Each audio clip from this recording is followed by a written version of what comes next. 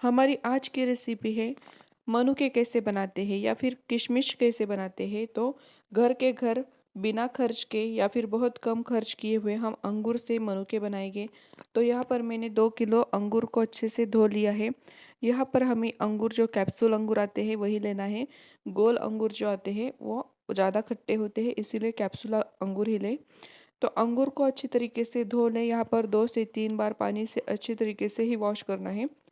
ऐसा करने से इसके ऊपर जो पेस्टिसाइड लगा होता है वो निकल जाएगा। तो यहाँ पर मैंने 2 से 3 बार धो लिया। अब अंगूर में से पानी जो है वो पूरा निकाल लेना है। तो एक छलनी की मदद से सारा पानी इसमें निकाल लिया मैंने। अब यहाँ पर हमारे अंगूर बनकर रेडी है धोकर। अब हम अपने घर में जो इडली का स्टैंड आता है उसके ऊपर हमें सारे अंगूर को रखना है। तो मैं आपको 2 प्रकार की प्रोसेस बताऊंगी मनुके बनाने के लिए। तो पहली प्रोसेस ऐसी है कि जो इडली स्टैंड आता है उसकी प्लेट्स लेना है और उसमें इस तरीके से अंगूर को भर लेना है। तो यहाँ पर आप देख सकते हो अंगूर को बहुत ज़्यादा ना भरें, जितना उसमें बैठे उतना ही, मतलब 7 से 8 अंगूर ही हमें भरना है। तो यहाँ पर इस तरीके से मैंने सारी प्लेट्स को तैयार कर लिया। अब इन प्लेट्स को हमें इडली पात्र में रखना है या फिर इडली के जो भगोना रहता है बर्तन उसमें 2 ग्लास पानी डालना है और एक एक प्लेट को हमें रखना है।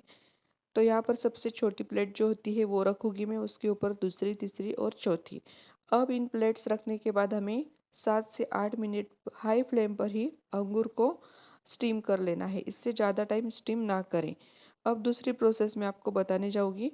यह होने के बाद अब इसका ढक्कन लगाकर हाई फ्लेम पर हमें 7 से 8 मिनट स्टीम कर लेना है अंगूर को। अब दूसरी प्रोसेस ऐसी है कि हमारे घर में जो नॉर्मल छलनी रहती है उसमें हम बचे हुए मतलब आधे अंगूर डालेंगे और इससे भी हमें स्टीम करना है। तो स्टीम करने की प्रोसेस अब बिल्कुल परफेक्ट है। आप अंगूर को पानी में डालकर ना उबालें। ऐसा करने से अंगूर का जो मीठापन है वो कम हो जाता है और उसके साथ ही उसके जो न्यूट्रिएंट्स है वो भी कम हो जाते हैं। तो छलनी में रखकर कढ़ाई में मैंने 2 ग्लास पानी उबाल लिया है। उसके ऊपर हमें इसे छलनी को रखना है और हाई फ्लेम पर इसे भी 7 से 8 मिनट के लिए स्टीम कर देना है। तो ये स्टीम होता है तब तक हम इडली के बर्तन में जो रखा है वो देख लेंगे। तो बहुत अच्छे तरीके से स्टीम हो चुका है।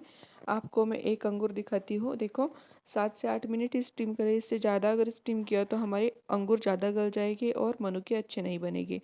तो अब यहाँ पर मैंने गैस की फ्लेम बंद कर दी। इसके बाद हमने जो छलनी में अंगूर रखे हैं स्टीम होने के लिए उसे भी चेक कर लेते हैं। तो देखो यहाँ पर ये भी एकदम अच्छे से स्टीम हो चुका है। इससे ज़्यादा स्टीम ना करें। अब सारी प्लेट्स को हमें निकाल लेना है और पूरी तरीके से ठंडा कर लेना है। तो यहाँ पर मैंने इडली के बर्तन में जो प्लेट्स रहती है वो और छलनी इसको निकाल लिया और ठंडा कर लिया।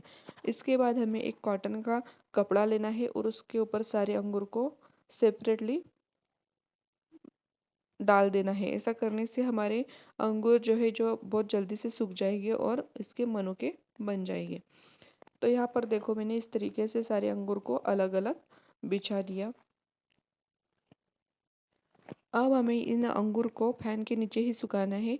अगर आप हो सके तो धूप में भी सुखाओ, लेकिन धूप में 2 से 3 घंटे के अंदर ही अंगूर सूख कर तैयार हो जाते हैं और मनुके बन जाते हैं। लेकिन मैं यहाँ पर फैन के नीचे ही 2 दिन सुखाऊंगी।